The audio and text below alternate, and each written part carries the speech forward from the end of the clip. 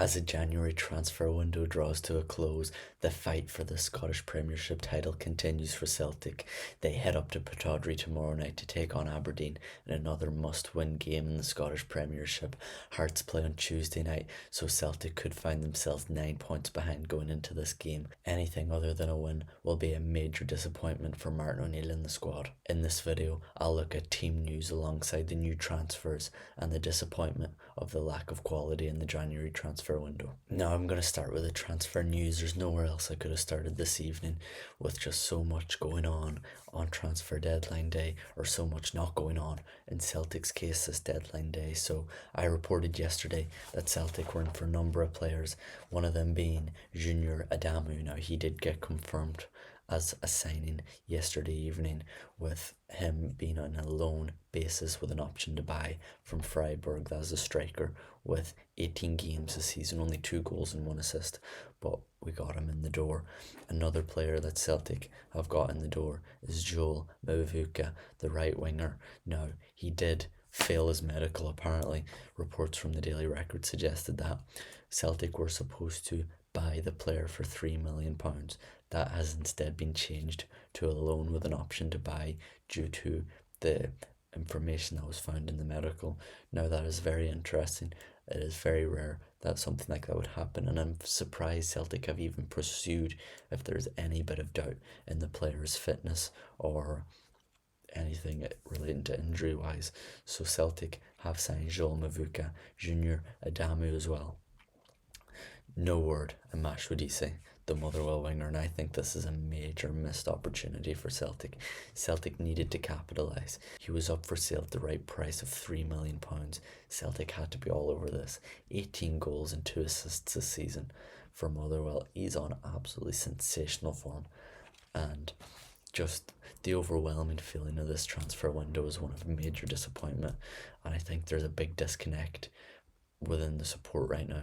Just they feel that Celtic are not progressing. Celtic have the funds to do so. They've so much in cash reserves. They've so much money, but they're just not spending it. Celtic have not bought a single player this January transfer window. Celtic are chasing the league title, 6 points behind Hearts and Midlothian. Celtic needed to get quality in, and we've got loans in that may or may not fix the season, and that is not what Celtic should be doing. Sean Maloney said in a press conference on Friday evening that Celtic had identified a winger in the summer and they're going to pursue that now.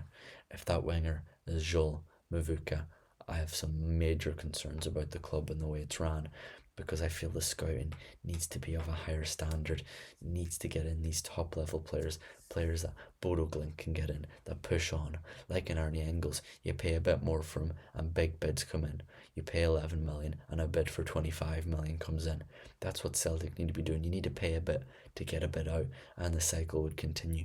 But loaning players in is going to affect Celtic in the long term, and all Celtic supporters want is for Celtic to flourish and get to that next level of European football and to win the Scottish Premiership title. So moving on to the reason we're all here is to support Celtic, and I'll get straight into the team news now. Kasper Schmeichel will start in goals. He's played 23 games, keeping 12 clean sheets, including that magnificent clean sheet on Sunday afternoon against Falkirk, where he made some super saves to keep Celtic ahead in that game. Right back, Julian Araujo. He is looking like a fine fit in that position while Alistair Johnson is injured. He got man of the match on Sunday, and he'll definitely be in the starting lineup alongside Kieran Tierney, who is getting the numbers up. 3 goals and 5 assists from left back, getting the assist for Shevin Shower's goal on Sunday. Now, he is a player that knows Pittodrie. He got a famous goal up there back in 2018 in his first spell. He'll be looking for some more big memories in the hoops up there. Liam Scales will accompany Austin Trusty, who returns to the team after his 1-match suspension was served against Falkirk. The middle of the pitch will consist of Callum McGregor, Arne Engels and Benjamin Negron. Arne Engels, who had 3 bids rejected for him in the past 48 hours from Nottingham Forest.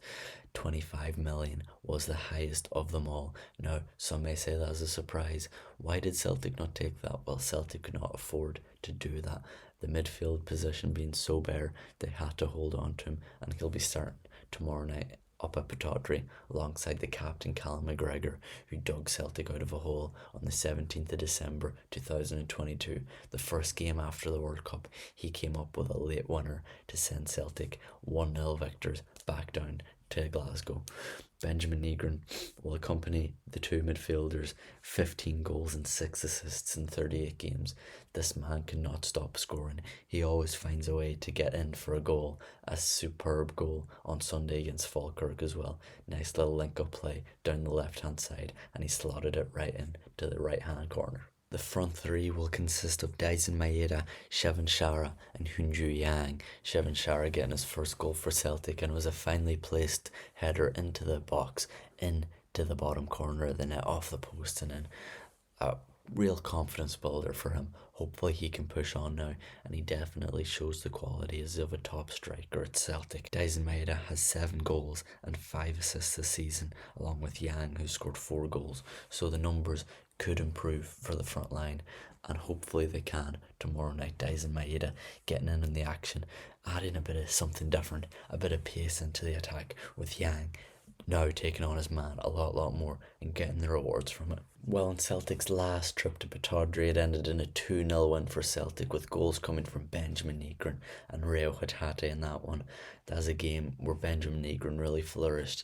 In an opening couple of months that were a bit shaky. Despite his numbers, he is really kicking on in recent weeks, but there was times where there's question marks over him. But Pittodrie that day, he made his own. He dominated proceedings that day, and he felt like he was the top midfielder that Celtic brought him in to be.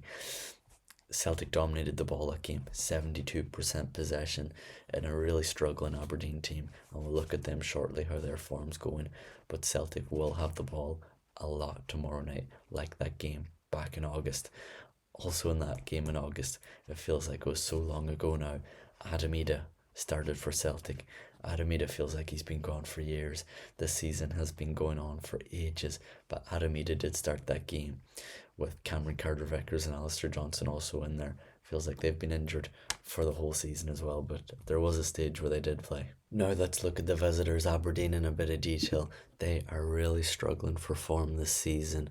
They've got 2 wins in their last 5, one of them being a home cup tie to Wraith Rovers, but in the league we can see they've lost 4 out of their last 5 games, 2 of them being to Rangers, and most recently a 3-0 away defeat to Kilmarnock. Now their season has been up and down.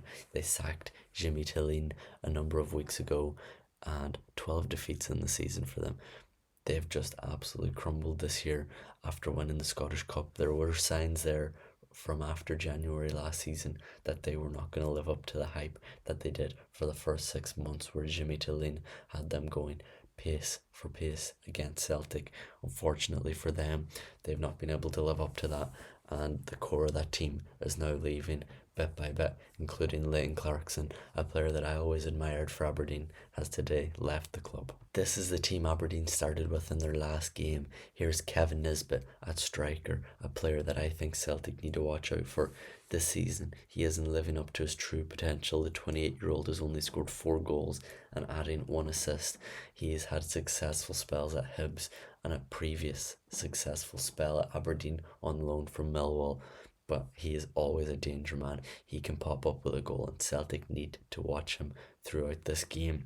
More men to look out for, and a familiar face, Stuart Armstrong, won several trebles under Brendan Rodgers at his time at the club before heading down south to Southampton.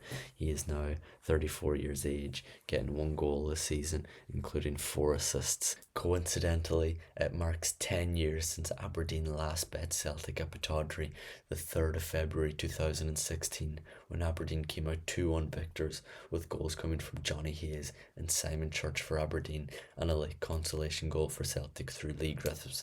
This was a time under Ronnie Deila where Celtic didn't really know their true identity. Aberdeen haven't managed to beat Celtic since then. Will they win tomorrow? I don't think so, but we'll get to that in my score prediction. It is just something interesting to notice Aberdeen, like maybe you could say Hearts as well, maybe a Hibs. They have good seasons where they look like they're building up, and they have that season where they get into Europe and then they drop off the next season when they do have to play European football and they can't handle that and they lose key players. That's always going to be the task at hand for Aberdeen. How can they sustain this? How can they push on and try and get to that next level that Hearts are at this season?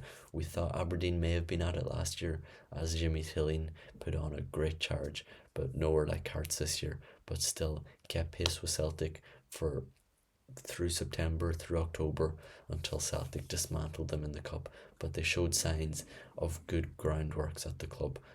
And how will they be able to bring that back in the next couple of years under a new management team? Now, getting into my score prediction, I think it's going to be 2-0 to Celtic, with a goal coming from Benjamin Egren and Shavin Shara, the same two goal scorers as against Falkirk last Sunday. That's my score prediction. Let me know in the comments down below what you think the score will be and who will get the first goal. So until then, until my reaction after tomorrow night's game, don't forget to like and subscribe, and I'll see you all later. Hail, hail.